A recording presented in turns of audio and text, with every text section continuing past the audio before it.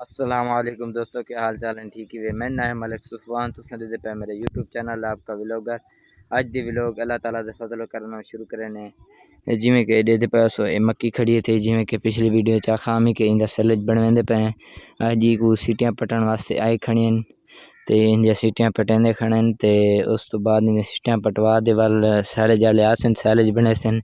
इंदी भी सीटियां बिल्कुल पक चुकी हैं ते सैलेज देख सकते हो कि सावी सावी हाली मक्की खड़ी थी तलू टांडा हाली सावा खड़े ज़्यादा सुक्का क्या नहीं पाथर थोड़ा जहा सुक्का है ते बन वैसी इंशाल्लाह ते ये टोटल देख सकते हो कि मक्की खड़ी है टोटली ये 3 बीघे थे ते बाकी यानी कि बई जा है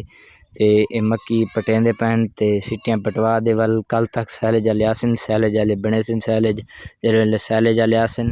वेले सैलेज बनेंदा होया तक दिखेसा ते अज दे तो गाइस जिवें कि चेक कर सकदे वे मक्की कपण वाले आए खड़े ये तुस चेक कर सकदे वे ये ट्राली गड्डी उना दी आई खड़ी है ते ये मक्की हुण कपेसन के बाकी विघा खन कपी खड़न ते बाकी टोटल 3 बीघे कपेसन ते कपन तो बाद सैलेज बने सन वाल तक दिखे सांप दे विलोग सैलेज किवें बनदा होंदे ते उस तो पहले चेक कर सकदे वे ये ढोंदे खड़न ते सैलेज वास्ते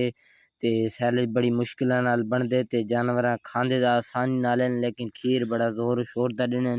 ते तुस चेक कर सकदे बड़ी गड्डी भी बम्बाटे कड्डी खड़ी है धुआं निकलता पे इतनी जोर शोर नाल गड्डी चलाई हुई है ते चेक कर सकदे वे इत्थां कि सैलेज मुठ लगदी पई है इवें इतनी मुश्किल नाल मुठ लगदी होंदी है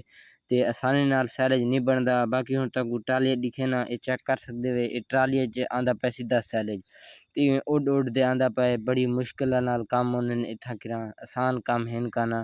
ते बड़ी मुश्किल नाल इत्थां व्लॉग भी तैयार थी होंदे ते तुस सब्सक्राइब लाइक शेयर नहीं वे करेंदे ते हिंदी वजह किनू मेरे व्लॉग तकरीबन थोड़े ही बनते पैन लाइक सब्सक्राइब चैनल दे वांदे करे सो